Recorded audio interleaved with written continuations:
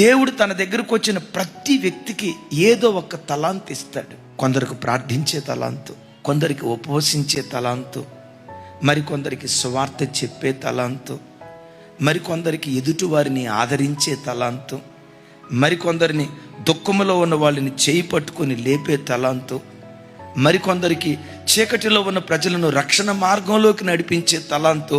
దేవుడు నీకు ఏ తలాంతు ఇచ్చాడో ఆ తలాంతును దేవుని పని కొరకు ప్రతిరోజు నువ్వు వాడుతూ ఉండాలి. దేవుడు మనకిచ్చిన తలాంతులు కానీ ఈవులు కానీ, నేను ఎప్పుడూ చెప్తా కదా, దేవుడు నీకు ఇచ్చిన ఆరోగ్యం, దేవుడు నీకు ఇచ్చిన బలం, దేవుడు నీకు ఇచ్చిన సమయం, దేవుడు నీకు ఇచ్చిన ధనం, దేవుని కొరకు సద్వినియోగం చేసే వ్యక్తిగా ఉంటే నీ నమ్మకత్వాన్ని చూసి అనేకమైన వాటి మీద అధికారిగా దేవుడు నిన్ను నిలవబెట్టడం ప్రారంభిస్తాడు. ప్రభా నాకు ఆరోగ్యమీ ప్రభా, ప్రభా నాకు ఆరోగ్యమీ ప్రభా అని ఏడవలసిన అవసరం లేదు. దేవుడు నీకు ఇచ్చిన ఆరోగ్యం ఉందే, ఆ దినం పూర్తయి నూతన దినంలో అడుగుపెట్టావు. 24 గంటల కాల వ్యవధిలో నువ్వు సెల్ ఫోన్తో గడుపుతున్న సమయం ఎంత క్యాలిక్యులేట్ చేయి. సోషల్ మీడియా దగ్గర గడుపుతున్న సమయం అంతా క్యాలిక్యులేట్ చేయి. ఇంటి పని ఎంత సమయం గడుపుతున్నావు క్యాలిక్యులేట్ చేయి. పిల్లల పని ఎంతసేపు గడుపుతున్నావు క్యాలిక్యులేట్ చేయి. ఈ 24 గంటల కాల వ్యవధిలో దేవునికి నువ్వు కేటాయించిన సమయం ఎంత ఒకసారి క్యాలిక్యులేట్ చేయి. దేవునికి నువ్వు కేటాయించిన సమయం ఎంత? 24 గంటల కాల వ్యవధిలో దేవునికి ఎంత సమయాన్ని, దేవుని పని కొరకు ఎంత సమయాన్ని కేటాయిస్తున్నావు క్యాలిక్యులేట్ చేయి.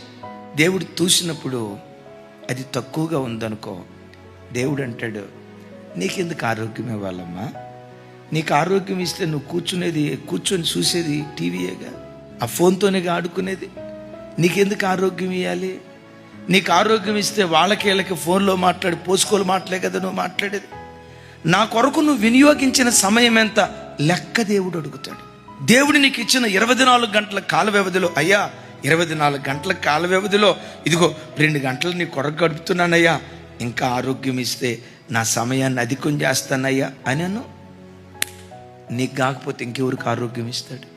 నీ కాకపోతే ఇంకెవరికి బలం ఇస్తాడు? దేవుడు నీకు ఇచ్చిన దాన్ని నువ్వు సద్వినియోగం చేస్తే నీ బలం, నీ సమయం, నీ ధనం, నీ కలిగినది ఏదైనా సరైన రీతిలో దేవుని కొరకు నువ్వు వాడుతూ ఉంటే కృప వెంబడి కృప దేవుడు అధికం చేయటం ప్రారంభిస్తాడు.